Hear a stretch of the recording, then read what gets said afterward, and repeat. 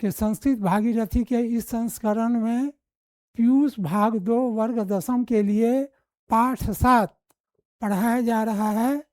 उसका शेष जो बचा हुआ भाग था वह हम लोग अध्ययन करेंगे। यह विदुर नीति से लिया गया है। विदुर नीतिकार थे और धृतराष्ट्र के राज्य के वो मंत्री थे। तो हम लोग पढ़ेंगे अब त्रिविधं नरकस्य एदं द्वारं नासन्मात्मनः। त्रिविधं नरकस्य एदं द्वारं नासन आत्मनम। तो नरक के 3 द्वार हैं, स्वर्ग और नरक। हमारे धर्मशास्त्र में स्वर्ग और नरक की चर्चा की गई है। तो नरक के 3 द्वार हैं। कौन कौन है? काम, क्रोध और लोभ।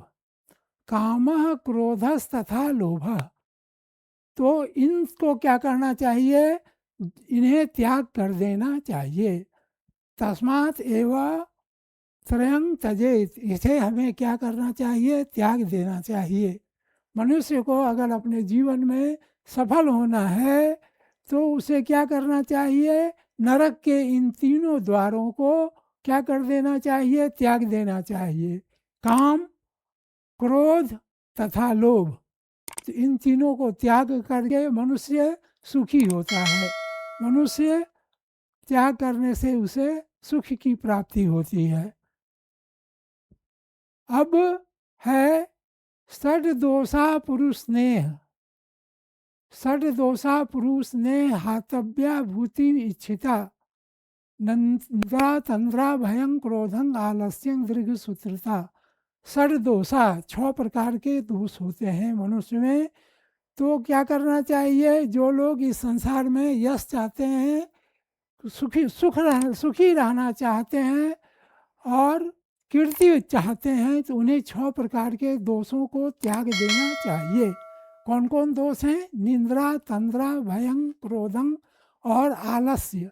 और किसी काम को दीर्घ सूत्रता, किसी काम को विलंब से आरंभ करना।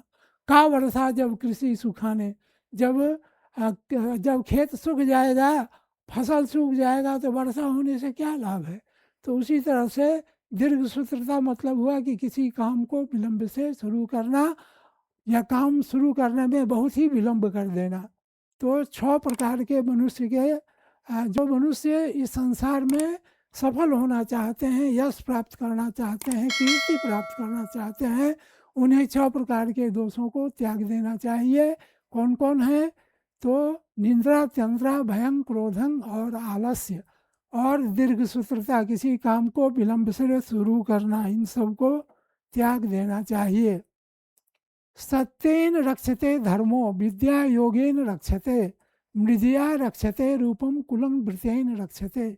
सत्येन रक्षते धर्मो। तो सत्य से क्या होता है? धर्म की रक्षा होती है। विद्या योगेन रक्षते। अभ्यास करने से, बार बार पढ़ने से, अभ्यास करने से विद्या की रक्षा होती है और उबटन से रूप की रक्षा होती है और अच्छे आचरण से कुल की रक्षा होती है। तो सत्य से धर्म की रक्षा होती है, अभ्यास से विद्या की रक्षा होती है और उबटन से रूप की रक्षा होती है और अच्छे आचरण से कुल की रक्षा होती है।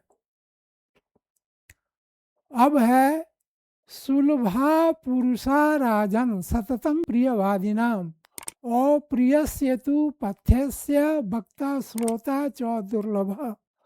सुलभा पुरुषा राजन। हे राजन, तो विदुर जी धृतराष्ट्र से कह रहे हैं कि हे राजन, इस संसार में मधुर वचन बोलने वाले और मधुर वचन सुनने वाले लोग आसानी से मिल जाते हैं, लेकिन अप्रिय और सही बोलने वाले और उचित बोलने वाले लोग इस संसार में दुर्लभ हैं। इस संसार में ऐसे वक्ता बोलने वाले और ऐसे श्रोता दोनों ही नहीं मिलते हैं। तो उन्होंने कहा कि हे राजन, प्रिय बोलने वाले, चाहे वो झूठी क्यों न हो, तो और सुनने वाले, बोलने वाले तथा सुनने वाले इस संसार में सदा मिलते हैं, हमेशा मिलते रहते हैं, सदा उपलब्ध हैं। लेकिन जो सत्य बोले लेकिन अप्रिय बोले, और ऐसे वक्ता और श्रोता इस संसार में दुर्लभ हैं। अब हम आगे पढ़ेंगे। पूजनीया महाभागा पुण्याश्च गृह दीप्ते स्त्रियो श्रियो गृहस्थ उक्ता अस्मात् रक्षा विशेषता तस्मात् रक्षा विशेषतया। स्त्रियां जो होती हैं वो घर की लक्ष्मी होती हैं, परिवार की उनसे ही प्रतिष्ठा बढ़ती है, वो महापुरुषों को जन्म देती हैं। इसीलिए इसीलिए विशेष रूप से क्या करना चाहिए? स्त्रियों की रक्षा होनी चाहिए। स्त्रियां जो हैं वह रक्षा करने योग्य हैं। अब हम लोग अंतिम पढ़ेंगे। अकीर्ति विनयो हंति, कीर्ति और अकीर्ति, यश अपयश। तो अकीर्ति, अपजस क्या करता है? अपजस जो है वह हमारे विनय को नष्ट कर देता है, अथवा विनम्रता जो होती है वो हमारे बदनामी को दूर करती है, और पौरुष बल पराक्रम जो है वह अनर्थ को दूर करता है। हंति नित्यं क्षमा, और क्षमा जो है वह क्रोध को नष्ट कर देती है, और अच्छे आचरण हमारे बुरी आदतों को दूर करता है।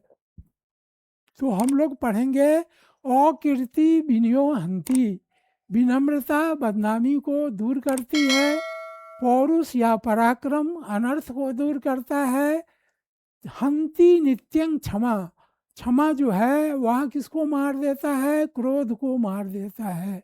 और अच्छे लक्षण जो हैं, अच्छे आचरण जो हैं, अच्छा व्यवहार जो है वह हमारी बुरी आदतों को नष्ट कर देता है, दूर कर देता है, हमसे दूर भगा देता है। तो आज हम लोग नीति श्लोक विदुर नीति के द्वारा, जो विदुर नीति से लिया गया है, आज नीति श्लोका पाठ का अध्ययन हम लोग किए। आप लोग इसे ध्यान देंगे, चूँकि सब्जेक्टिव और ऑब्जेक्टिव दोनों प्रश्न इससे पूछा जाता है।